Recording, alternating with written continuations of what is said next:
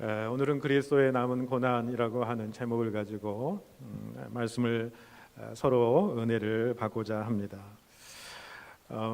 여러분도 잘 아시는 영화 중에 좀 오래된 영화입니다만은 코바디스라고 하는 영화가 있습니다.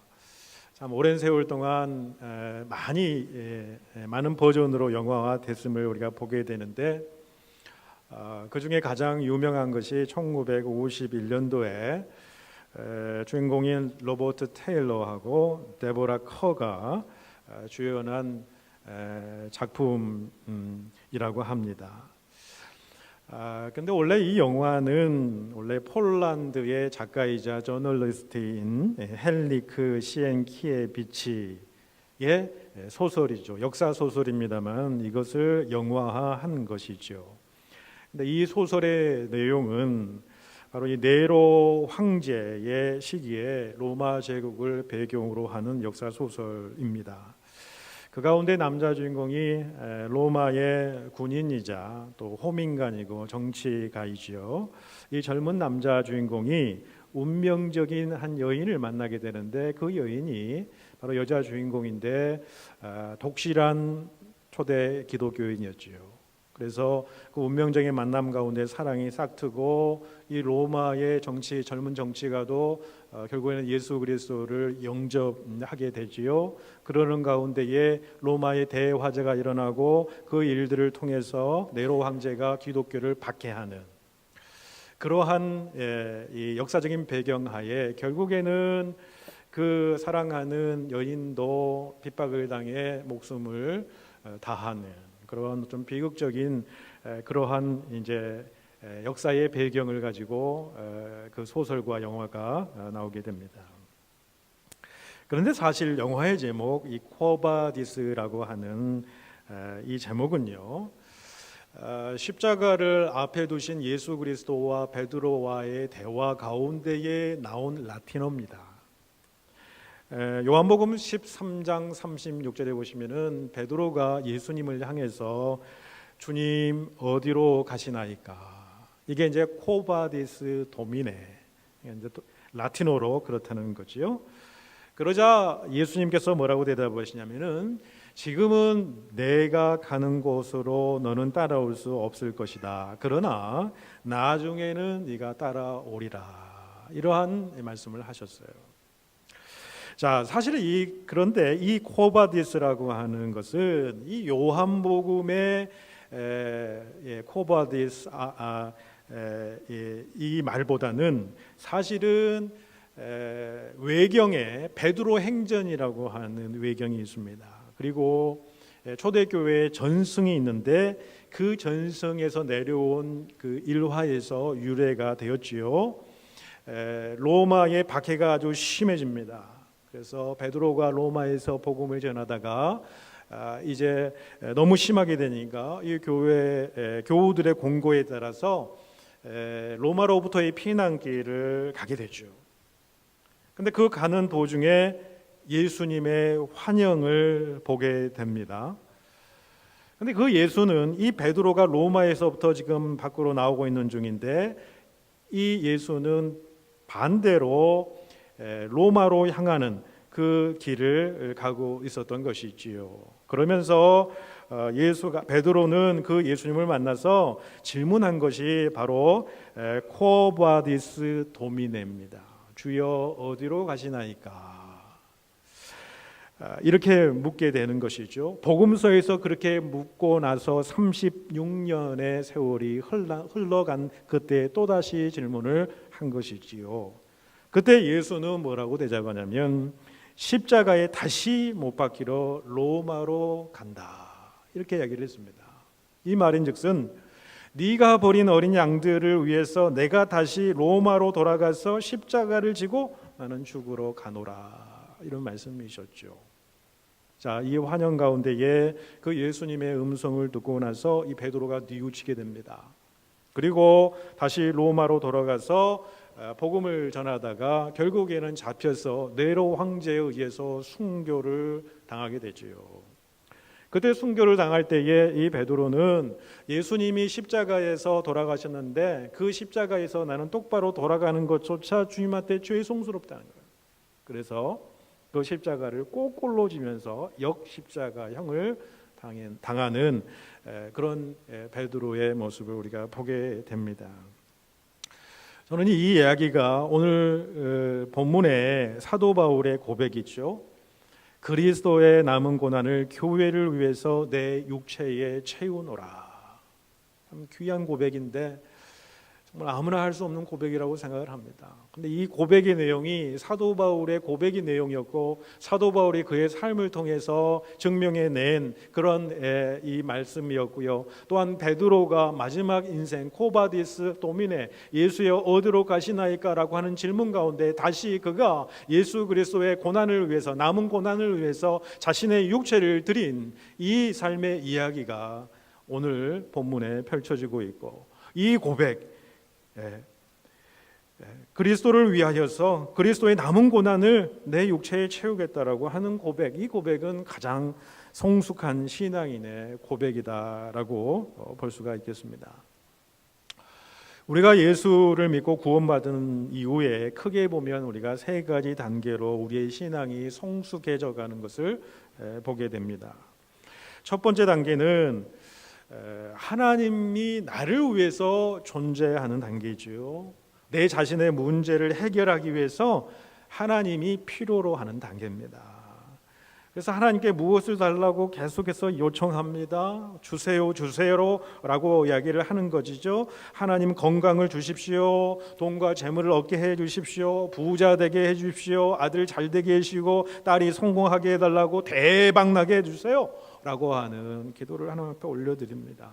물론 하나님은 우리의 필요를 채워주시는 분이시고 이러한 모든 것들도 하나님 앞에 간구해야 될 내용입니다. 그런데 이때의 신앙의 모습은 뭐냐면 하나님이 왜 필요하냐? 내 문제를 해결하기 위해서 필요한 존재예요. 내 연약함을 극복하기 위해서 필요한 존재가 하나님이세요. 내 고통을 해결하기 위해서 필요한 존재예요. 내 필요를 채우기 위해서 하나님을 생각하고 하나님을 부르짖고 하나님을 필요로 하는 단계라는 거예요. 하나님이 나를 위해서 존재해요.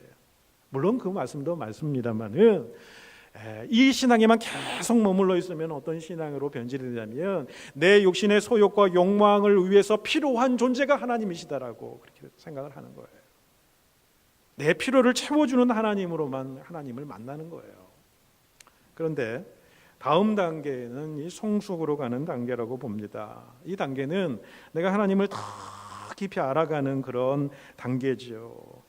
하나님이 정말 도대체 어떤 분이실까? 예수 그리스도가 십자가에서 돌아가신 것이 나를 위한 그 십자가의 사건이라고 그러는데 그 예수 그리스도의 십자가 사건, 그 사건이 나에게 의미하는 바가 무엇인가? 예수님께서는 무슨 말씀을 나에게 해 주시려는가? 그 예수님이 사랑의 주님이시고 사랑의 하나님이실 텐데 그 하나님에 대한 궁금함과 사모함이 내 마음 가운데 더 크게 자리 잡게 되는 것이죠. 그래서 그 하나님을 내가 경험하게 되고 하나님을 알게 되면 알게 될수록 하나님이 긍휼에 풍성하신 하나님이시구나 라는 것을 내가 더욱더 깨닫게 되고 그 긍휼에 풍성하신 은혜가 자비에 풍성하신 그 하나님을 내가 더욱더 알아가니까 그 하나님의 교제가 그 하나님과의 친교가 그 나눔 자체가 너무나도 소중하고 너무나도 감사한 거예요. 그래서 하나님을 찬양하는 입술이 그 가운데 터지기 시작하는데 하나님은 나의 반석이시고 나의 피난처시고 나의 산성이시고 나의 구원의 생명 되시고 나의 소망 되십니다라고 이렇게 고백을 하게 됩니다.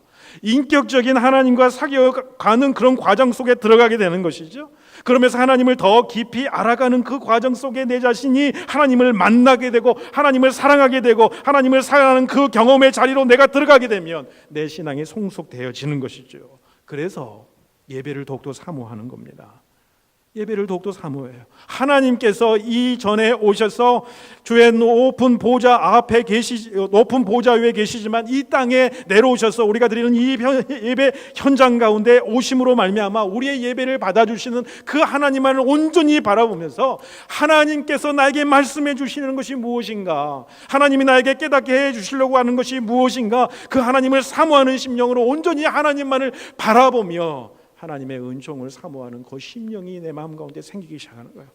예배가 너무나도 귀중한 걸 깨닫게 되는 거예요. 예배가 모든 인생의 중심이고 내 삶을 움직여 하는 것임을 내가 고백하게 되더라는 거예요.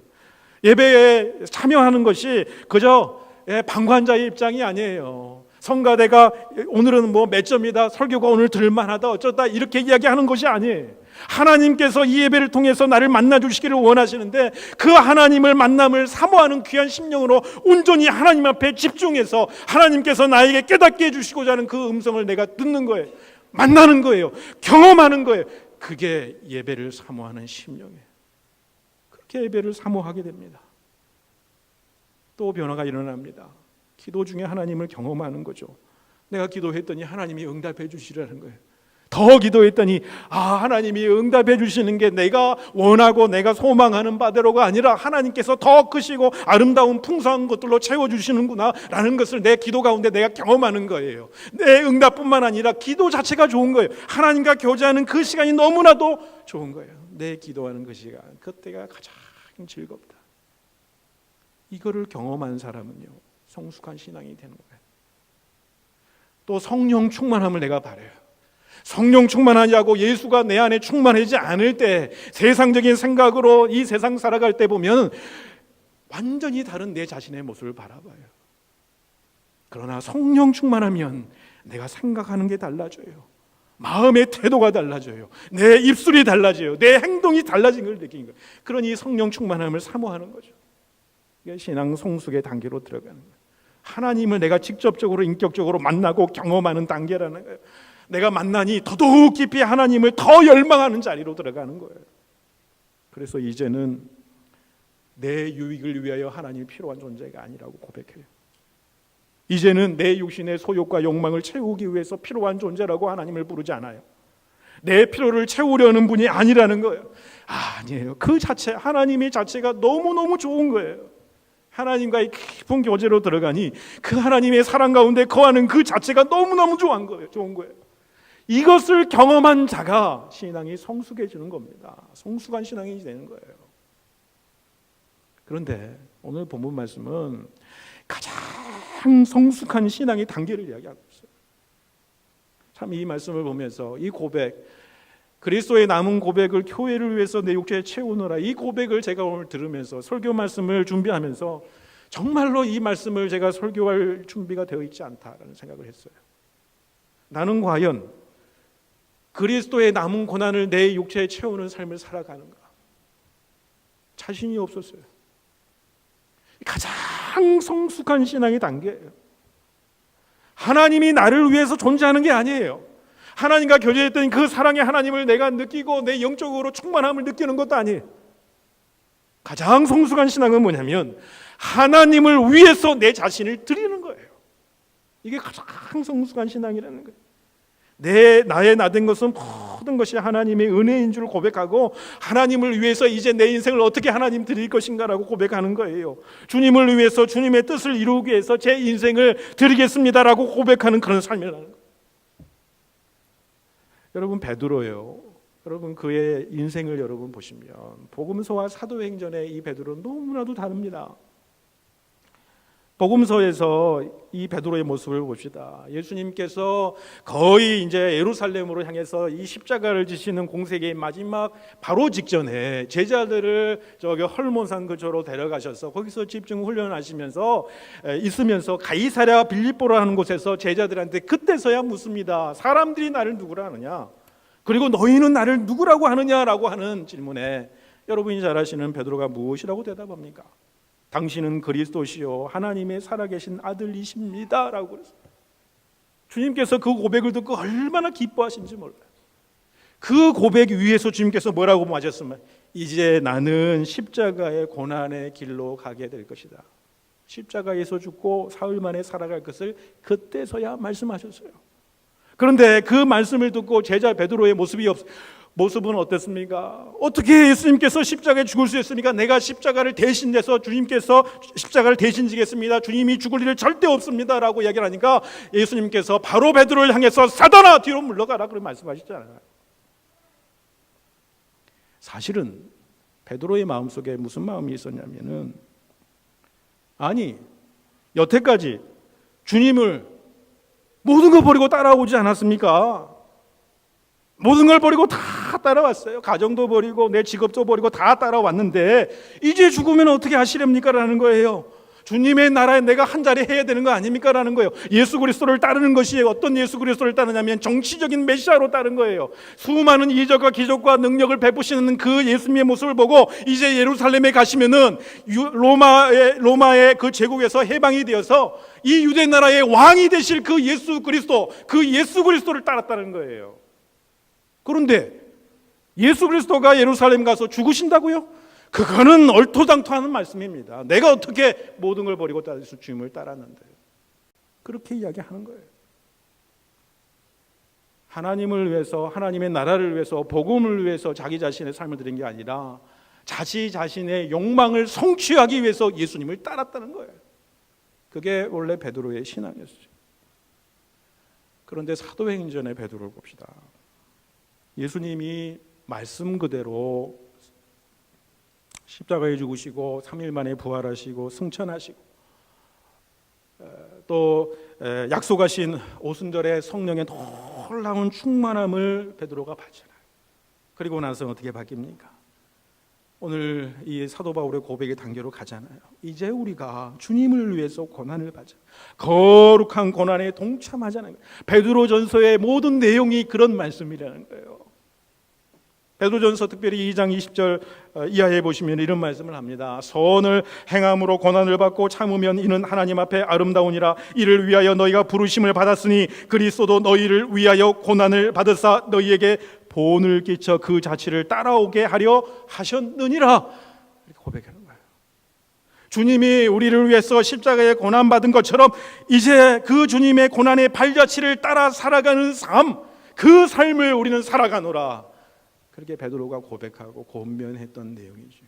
그 삶이 가장 성숙한 신앙인의 삶의 모습이라는 겁니다. 여러분, 24절에 그리스도의 남은 고난이라고 그랬어요. 남은 고난. 이걸 어떻게 해석해야 되는 거냐는 거죠.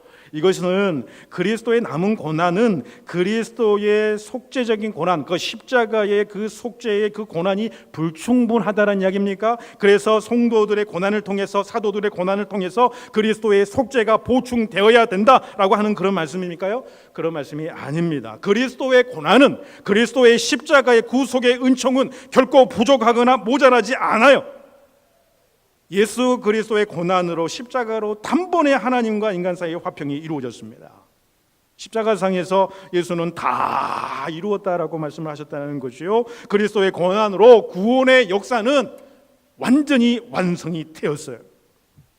그렇다면 그리스도의 남은 고난은 무엇을 의미하는 것인가? 그것은 그리스도를 위해서 남겨진 고난을 의미하는 겁니다. 이제 그리스도인들이 그리스도를 위하여 남은 고난을 의미하는 거예요.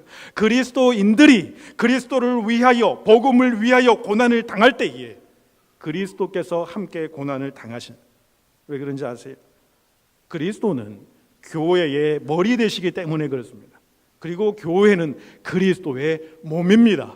그리스도의 몸을 이루는 우리 성도들은 그리스도의 몸을 이루기 때문에 그리스도와 한 몸 된 존재입니다. 그래서 그리스도의 이름으로 우리가 고난을 받게 되면 주님과 더불어서 고난을 받게 되는 거예요. 그리스도를 위해서 받는 고난, 그 우리의 고난은 바로 예수님의 고난을 의미하는 거예요. 바울은 일찍이 이 점을 깊이 깨달은 바가 있습니다. 여러분, 사도 바울이 되기 전에 바울의 모습, 그가 예수 믿는 사람들을 잡으려고 핍박하러 다메섹에 가려는 도중에 예수를 만나게 되지요. 예수를 만나게 될 때 예수님께서 바울에게 뭐라고 이야기를 합니까? 사울아, 사울아, 네가 어찌하여 나를 핍박하느냐? 나는 네가 핍박하는 예수라. 바울이 교회와 그리스도인들을 박해했습니다. 그런데 주님은 바울에게 무슨 말씀을 하냐면, 네가 교회를 박해하는 것이, 네가 그리스도인들을 박해하는 것이 나를 박해하는 것이다, 나를 핍박하는 것이다 라고 이야기를 하셨다는 거예요. 이 말씀 속에 분명히 확인할 수 있는 것이요, 그리스도인들이 그리스도를 위하여, 복음을 위하여 고난을 당할 때 주님께서도 함께 고난을 당하신다. 그리스도를 위한 고난은 곧 그리스도 자신의 고난이 되는 것이다라는 거예요. 또한 우리는 이 세상에서 참된 그리스도인으로 살아가려고 할 때 고난은 필연적으로 따라오게 돼 있어요. 이것은 기독교를 철저하게 박해하는 그런 상황 속에서만 얻는 어려움이 아니에요. 지금 우리가 처해 있는 모든 삶의 정황 속에서도 마찬가지예요. 예수 그리스도의 참된 제자로서의 삶을 살아가다 보면 이 세상의 가치와 충돌할 수밖에 없습니다. 이 세상 사람의 가치관을 가지고 살아가는 그 사람들과 충돌할 수밖에 없다라는 거예요. 거룩한 자로 구별되어 살아가는 삶을 살아가게 되면은 세상으로부터, 세상 사람들로부터 핍박을 받을 수 있다라는 거예요. 그래서 요한복음 15장 18절에 예수님께서 뭐라고 말씀하십니까? 세상이 너희를 미워하면 너희보다 먼저 나를 미워하는 것입니다. 너희가 세상에 속하였으면 세상이 자기의 것을 사랑할 것이나 너희는 세상에 속한 자가 아니요 도리어 내가 너희를 세상에서 택하였기 때문에 세상이 너희를 미워하느니라. 이렇게 말씀합니다. 더 나아가서 팔복의 말씀 가운데에 마태복음 5장 11절 12절 이하에 이런 말씀을 하지요. 나로 말미암아 너희를 욕하고 박해하고 거짓으로 너희를 거슬러 모든 악한 말을 할 때에는 너희에게 복이 있나니 기뻐하고 즐거워하라 하늘에서 너희의 상이 큼이니라 라고 말씀합니다. 이 복음의 메시지를 사도행전에서 그의 사도들이 그대로 행하지 않습니까? 사도행전에서 제자들의 모습은 어떻습니까? 그 이전에 십자가 앞에서 겁먹고 도망쳤던 믿음이 파산했던 그 제자들의 모습이 아니었습니다. 사도행전에서 제자들의 모습은 당시 종교 정치 지도자 유대 지도자들에게 유대인들에게 위협을 받고 채찍을 받게 되고 또 감옥에 갇히게 되고 죽음의 위협 가운데에 있었음에도 불구하고 사도들은 그 이름을 위하여 그리스도의 이름을 위하여 능욕받는 일에 합당한 자로 여겼다. 그리고 오히려 기뻐했다. 이게 사도들의 모습이었다. 그리스도의 남은 고난을 내 육체에 채운 것이요. 그것이 영광이요, 그게 소망이요, 그게 기쁨이요. 여러분, 사도 바울은 그리스도의 남은 고난을 내 육체에 채우노라 하면서 여러분 무엇을 위해서 채우노라라고 했습니까? 교회를 위해서요. 교회를 위해서. 그러면서 25절에 보시면 내가 교회의 일꾼 된 것은 하나님이 너희를 위하여 내게 주신 직분을 따라 하나님의 말씀을 이루려 함이니라. 이렇게 말씀합니다. 하나님께서 교회의 일꾼으로 직분과 사명을 주신 것은 하나님의 말씀을 성취하기 위해서라는 거예요. 교회의 모든 직분은 여러분 하나님께서 주신 것입니다. 직분은 권세가 아닙니다. 직분은 사명이라는 거예요. 사명. 그러기에 사도 바울은 사도행전 20장 24절에 내가 달려갈 길과 주 예수께 받은 사명 곧 하나님의 은혜의 복음을 증언하는 일을 마치려 하면은 나의 생명조차 조금 더 귀한 것으로 여기지 아니하노라. 이렇게 고백할 수 있었던 것이죠. 어떻게 그들이 그런 삶을 살아갈 수 있었을까요? 어떻게 그리스도의 남은 고난을 내 육체에 채우면서 오히려 그것을 합당하게 여기고 기쁨으로 여기며 살아갈 수 있었을까요? 그것은 무엇을 위한 것이었어요? 교회를 위한 것이었다. 교회를 위한 것이었다. 왜 이렇게 교회가 중요한 걸까요? 여러분, 이 지상에 있는 교회 가운데에 완전 무결한 교회가 있으면 저한테 이야기 좀 해주세요. 여러분, 우리가 토요일 날 새벽 제대마다 고린도전서를 강의하면서 말씀의 은혜를 받고 있습니다. 고린도전서에 소개되는 그 고린도 교회의 그 성도들의 모습은 어땠습니까? 그 교회의 모습은 어땠어요? 온갖 문제들이 그 교회 가운데 다 있었다고요. 파당이 이루어졌어요. 분당이 이루어지고 갈등이 이루어지고 사람들이 갈리워지고 파가 생기고 세상도 저지르지 않은 간음의 문제가 생깁니다. 의붓 아버지가 딸을 간음하죠. 우상에게 절하는 그런 문제들이 생겨요. 예배 중에 무질서한 문제들이 생겨요. 은사의 오용의 문제가 생겨요. 수많은 문제들이 고린도 교회에 있었어요. 자, 우리가 보는 골로새서 이 교회는 어떻습니까? 각종 이단들이 교회 안에 들어왔습니다. 예수님의 하나님의 아들 되심을 부인합니다. 예수님의 신성을 부인해요. 천사를 숭배합니다. 예수 믿고도 유대주의자에 빠지게 되는 그런 모습을 보게 돼요. 성도들이 이러한 모습에 막 미혹돼요. 과거나 지금이나 모든 교회는 불완전합니다. 우리 교회가 완전하다 하는 교회는 없습니다. 이 불완전성을 인정하셔야 됩니다. 왜? 하나님의 백성들의 모임입니다만 우리도 연약한 존재이고 죄악된 본성을 가진 존재이고 늘 쓰러지고 넘어지고 자빠지는 존재가 이 교회를 이루게 있기 때문에 그래요. 그런데 여러분, 여기서 더 나아가서 우리가 명심해야 될 건 뭐냐면, 이런 불완전한 교회일 수도 있어요. 문제가 있는 교회일 수도 있어요. 그럼에도 불구하고 이 교회를 가장 사랑하시는 분이 누군지 아세요? 예수 그리스도예요. 우리 주님이시다는 거예요. 이 교회의 머리 되신 주님께서 사랑하신다는 거예요. 그래서 교회는 바로 우리 예수님께서 피 흘려 사신 교회이기 때문에, 이 교회의 주인은 바로 우리 주님이시기 때문에 이 교회가 소중한 거예요. 귀한 거예요. 세상의 공동체와 다른 거예요. 문제가 있어도 어려움이 있어도 다른 거예요. 이 교회 안에 놀라운 하나님의 능력의 비밀이 그 가운데 숨겨져 있는 거예요. 오늘 말씀처럼 이 비밀이 너희 안에 계신 이가 누구냐? 그리스도라고 그랬어요. 교회 안에는 그리스도가 존재하고, 그것은 예수 그리스도 그 하나님의 놀라운 계시의 비밀이 그분이기 때문이고, 그분으로 인한 영광의 소망이 우리 가운데 있기 때문이에요.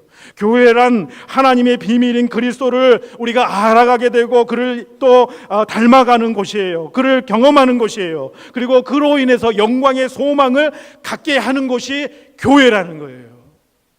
세상 만물을 창조하시고 그의 육신을 다 바쳐서 그의 피값으로 세우신 이 교회를 통해서 하나님의 구원의 역사를 이루어 나가시기를 원하시는 하나님의 뜻이 교회 가운데 이루어졌기 때문에 이 교회가 그만큼 소중하고 영광된 존재라는 거예요.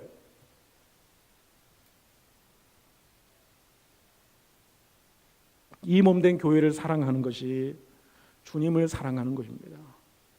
부족하고 연약한 교회, 그럼에도 불구하고 예수 그리스도가 주인 되신 이 교회, 주님께서 핏값으로 세우신 이 교회를 사랑하는 것, 열심으로 지키고 헌신하며 나아가는 것, 주님을 사랑하는 거예요.